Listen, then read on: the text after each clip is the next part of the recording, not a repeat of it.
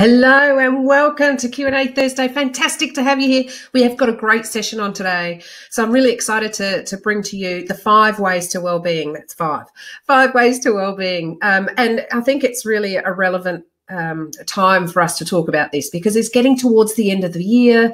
People are getting tired, they're getting worn out, they're getting cranky, they're finding they're losing patience, all those sorts of things. So this is just a little bit of a reminder of what we can do to try and make sure that we can ensure that we look after ourselves. And these are the 5 ways that you can do it. Really, really simple, easy ways that we can do it. So without further ado, let's get started. And hopefully if you've got any questions or thoughts or anything that you want to share with me, feel free to get onto the ask@teamleadertoolkit.com website and ask me any questions you like, and we'll answer them within 2 days. And also make sure that you get onto our Facebook site, Team Leader Toolkit Facebook site, because there's heaps and heaps of great information on there too. All right, so without further ado, I want to share my screen with you, and we're going to talk about the 5 ways to well-being, which is really, really important this time of year.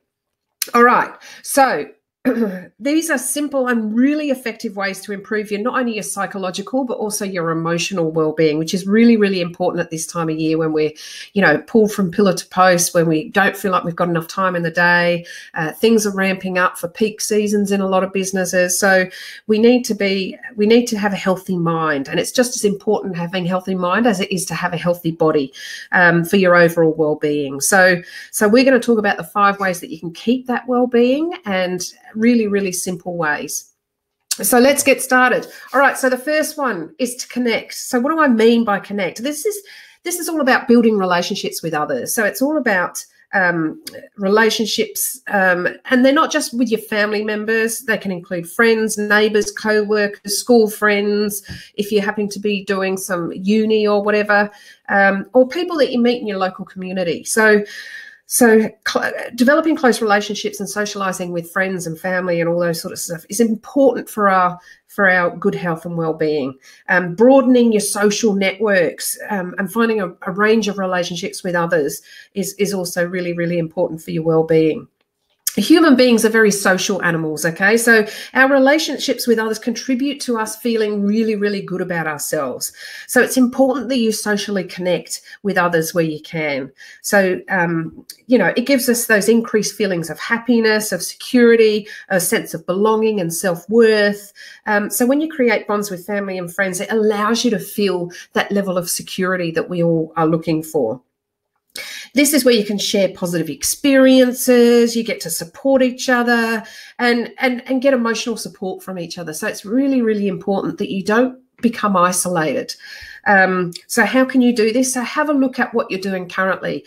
Is there clubs that you can join? Is there community events that you can go to? Is there, things that you can join and participate in that will increase your network?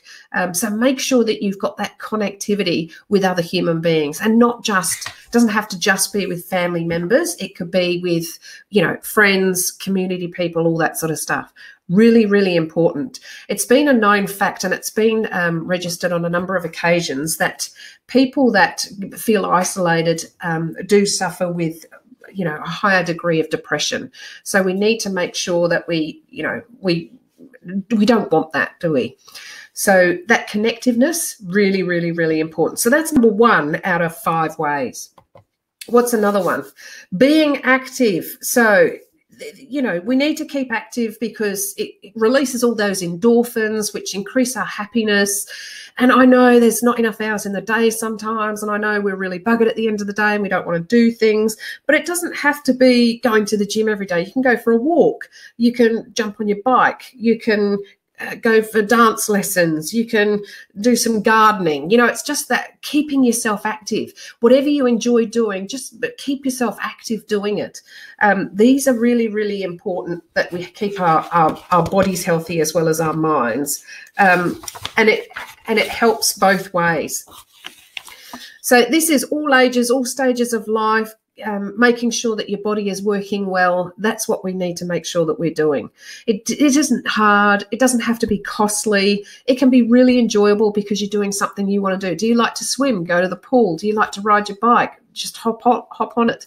Do you like dancing? Do you like belly dancing? Do you like pole dancing? Do you like aqua aerobics? Do you, whatever it may be, gardening, anything, just make sure you're keeping at it on a really regular basis. So start off really simple. So your activity needs to start, if you're not doing anything right now, you need to start gradually. Simple activities like walking or gardening or, small household tasks or, build a bookcase or whatever is important to you. Just start off small and then increase it as your health and well-being increases. Do what's enjoyable to you too. So if you don't like going to the gym, don't go out and join a gym. Okay, because it's not sustainable. You need to be able to enjoy it. Is it group activities? Do you want to join an indoor cricket team? Do you want to, do indoor soccer? Do you want to join, some footy club or whatever it may be? Making sure that it's enjoyable. Whatever you do, it needs to be enjoyable. And then make a plan and stick to it.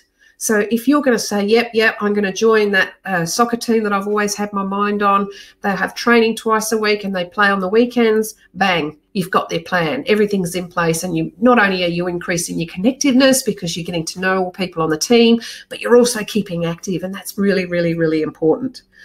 All right, so that's number 2. Number 3. Keep learning.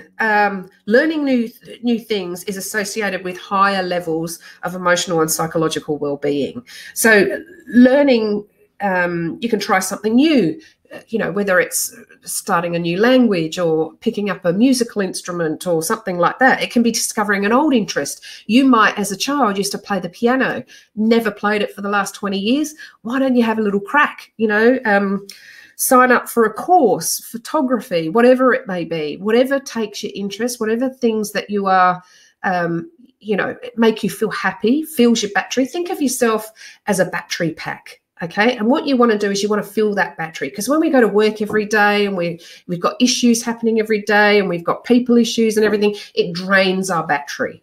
So with these sorts of things, get to fill your battery back up again. That's why it needs to be enjoyable, making sure that you're doing stuff that you love to do. This not only increases, your skill level, your knowledge level, all those sorts of things, but it keeps us, our emotional health intact too.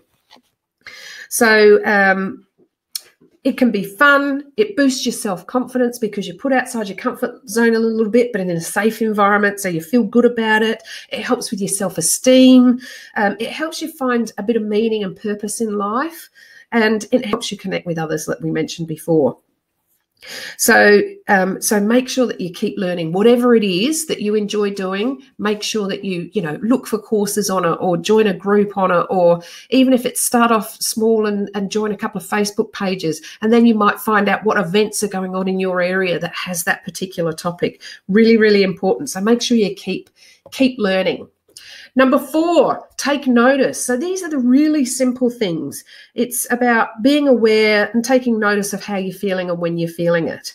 Like be aware of new sights, new smells, sounds as you're doing your daily activities. If you're going for a walk, listen to the birds, listen to all this sort of stuff. Try to walk, eat lunch, wait for the bus, whatever you're doing, just take notice, have a look around you. Take notice of the things that are around you. Focus on the here and now, and usually that brings you calm and allows you to relax. So your mind's not spinning on, the things that you've got to do tomorrow and next week and everything else. Just breathe in and just take notice and be present of the now. It's about, and sometimes it takes practice to do that because it's quite difficult when our minds are so full of other stuff. But it's things like practicing gratitude, feeling thankful for what you've got. With where you are. So at the end of every day, if you need something specific and tangible to do, to take notice, think of 3 things that you're grateful for today. What are the 3 things that you're grateful for? Maybe you're around really great people that make you feel good. Maybe you've got a great job. Maybe you're living in a suburb that's lovely. Think of 3 things every day that makes you feel good about being who you are. Really, really important to stop and focus on the now. All right, so that's number 4. Number 5, last but not least, is give. So this is all about helping others. So this is about do something nice for a friend, for example. Maybe they're having a bad time at the moment. Maybe make them a dinner and take it round there. Maybe even a stranger. Maybe you've got a neighbour across the road that you know might be doing it tough or whatever. You know, take something over, take a book or a couple of magazines or do something like that. Smiling, volunteering your time. Sometimes volunteering your time sounds like, oh, look, I don't have time to do this. But what you get out of it far exceeds what you put in when you're volunteering your time. Join a community group and you know, help your wider community or your local community. It's incredibly rewarding, and it helps create that connectiveness with other people as well. Even the smallest act can make a difference. A smile, a thank you, a kind word, you know. And if you start off small and then you build it up to bigger acts of, you know, giving your time, giving your words, giving your presence, it's really, really, really important for your own emotional health and psychological well-being. It gives us a sense of purpose. It gives us a sense of self-worth. And research has shown that individuals who report a greater interest in helping others are more likely to rate themselves as happy. Okay, so when you help others, it increases your happiness. So, and research has said that happy people live for about 7 years longer. And that's a fact. So can you imagine if you're giving, if you're volunteering, if you're doing all this stuff, you're getting lots out of it, you're filling your battery. If all those things are happening and you're feeling like in a happy space, then happier people live about 7 years longer. So the research says. So it's really, really important to make sure you have a look at these 5 ways to well-being and make a difference. All right. So that's it. I'm hoping that this is going to help for those that are finding it a little bit tough at the moment. Things might be getting out of hand at work. There's really, really busy projects happening. You're coming to the end of the year where it might be your peak period and there's just not enough hours in the day. What the first thing we do is drop looking after ourselves. We need to stop doing that. And these are 5 simple things that you can stop doing that. So just going through those really quickly, I've got my notes here. Connect, so that's connecting with others, joining groups, community events, anything like that, making sure that you're increasing your network, because having that relationship with other people really, really makes a difference for us. Number 2, being active, making sure that it's something you really enjoy. Is it gardening? Is it, you know, is it jumping on your bike and going for a ride? Whatever it may be, keep your body active. Number 3, keep learning. So it might be something that you've always wanted to do, learn a language, a musical instrument, whatever it is, keep yourself learning. Number 4, be aware, take notice of the things around you and be grateful for things. And then the last but not least is helping others. All right, so I hope that helped. We'll see you next week. Don't forget, if you've got any questions, ask at teamleadertoolkit.com and we will speak to you soon. Cheers. Bye.